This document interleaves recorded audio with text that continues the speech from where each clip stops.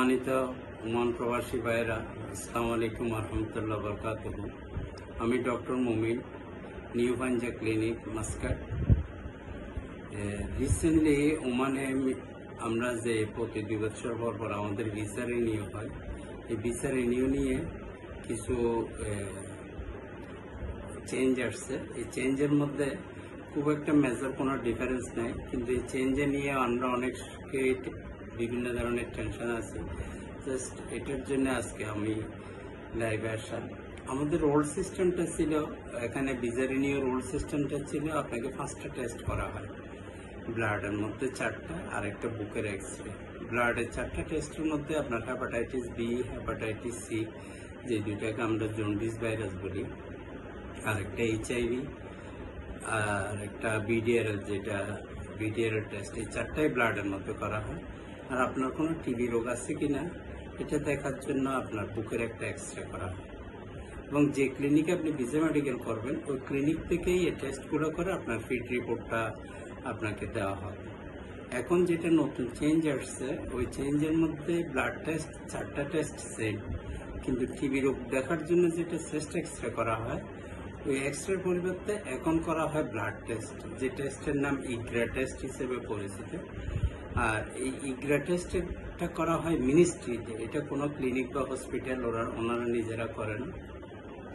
Just clinic বা hospital আপনার থেকে ব্লাড কালেকশন করবে, করে মিনিস্ট্রিতে পাঠানো হয়। পাঠানোর পরে মিনিস্ট্রির থেকে একটু সময় নেয়, 1-2 দিনের মধ্যে রিপোর্টটা চলে আসে। যাদের ইগ্রা নেগেটিভ, দ্যাট মিনস আপনি ফিট। ইগ্রা পজিটিভ মিনস ওইটা নিয়ে টেনশনের কিছু নেই। ইগ্রা পজিটিভ মিনস আপনার মধ্যে টিবির একটু লক্ষণ আছে, এবং এটাকে কনফার্ম করার জন্য মিনিস্ট্রি একটা চেস্ট এক্সরে চায়, এবং প্রত্যেক হসপিটাল বা ক্লিনিক আপনাকে ফোন করবে যে আপনি আসেন, এসে একটা চেস্ট এক্সরে করে দেন। চেস্ট এক্সরেটা নিয়ে যখন মিনিস্ট্রিতে জমা দেবেন, চেস্ট এক্সরে নর্মাল থাকবে, তাহলে আপনার সাথে সাথে ফিট রিপোর্টটা চলে আসে।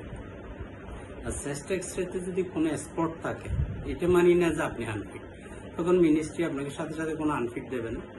তখন আপনাকে ওনারা আরও কিছু টেস্ট করে, এর মধ্যে একটা টেস্ট হলে এটা কফ পরীক্ষা করে। কফের মধ্যে যদি নেগেটিভ আসে, তাহলে আপনি আপনার ফিট রিপোর্টটা চলে আসে। কিন্তু ওই চেস্ট এক্সরে রিপোর্টটা জমা দেওয়ার জন্য এখন একটা নিউ রুলস করছে মিনিস্ট্রি। এটা হলো আপনাকে আপনার পিআরও কোম্পানির অথবা ওমানি কফিল নিয়ে যেতে হয়, এবং এটা নিয়ে অনেকে টেনশনে থাকে যে কফিল কেন নিতে বলছে। অনেকের হয়তো একটা ভয় থাকে যে আমাকে মনে ভিসা ক্যান্সেল করবে। আসলে ওই ধরনের না, এটা ওনাদের একটা রুলস হলে আপনার থেকে রিপোর্ট না নিয়ে ওনারা আপনি এবং কফিল 2 জন একসাথে যেতে হয়। কেমন, ওটা নিয়ে ভয়ের কোনো কারণ নেই। আর এই ভিসা মেডিকেল নিয়ে আমাদের মাঝে কিছু রং কনসেপ্ট আছে। এটা হইল, আমরা মনে করি এই ইগ্রা টেস্টটা, অনেকেই বলে যে আপনাদের হসপিটালে সবাইকে ইগ্রা টেস্ট পজিটিভ দেয়। আসলে এই টেস্টটা করা হয় মিনিস্ট্রির থেকে, এটা কেউ নিজেরা করে না। কেমন, আর ইগ্রা পজিটিভ নিয়ে ভয়ের কোনো কারণ নেই, এটা তো আমি আপনাদেরকে বলছি। এটা মানে এই না যে আপনি আনফিট। কেমন, এই রিপোর্টটা মিনিস্ট্রির থেকে আসে। আর একটা যে আছে নতুন একটা সিস্টেম ভিসা মেডিকেল টাইমিং, এটা হলো থার্সডে, বৃহস্পতিবারে, শুক্রবারে কোনো মেডিকেল হয় না, বাকি 5 দিন মেডিকেল হয়। সকাল আপনার মর্নিং 7:30 থেকে ইভিনিং 5 o'clock পর্যন্ত মেডিকেলটা করা হয়।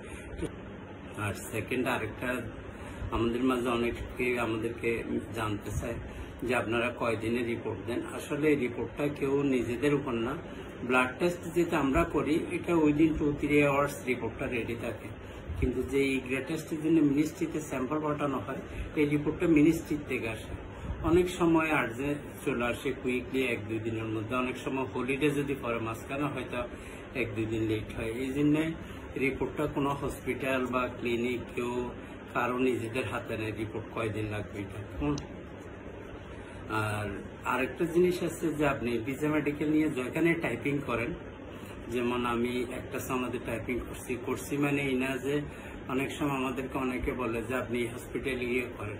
আপনি টাইপিং যেখানেই করবেন আপনার সুবিধা মতো আপনি যে কোনো জায়গায় যে কোনো ক্লিনিকে গিয়ে ভিসা মেডিকেল করতে পারবেন। এটা না যে আপনি টাইপিং করা মানে আপনি হসপিটাল করার জন্য বন্ডস এরকম কিছু না, যে কোনো জায়গায় করা যায়। তো এই ভিসা মেডিকেল নিয়ে আমাদের ভিতর যে কনফিউশনটা আছে এটা আসলে খুবই সিম্পল, এটা গভর্নমেন্ট অনেক ইজি করে দিছে। তো এটা নিয়ে ভয় বা টেনশনের কোনো কিছু নাই। আমি আপনাদেরকে আমার নাম্বারটা বলে দিচ্ছি, 99330385। যে কোনো সময় কোনো কিছু জানতে চান আমাকে হোয়াটসঅ্যাপে মেসেজ করলে হবে।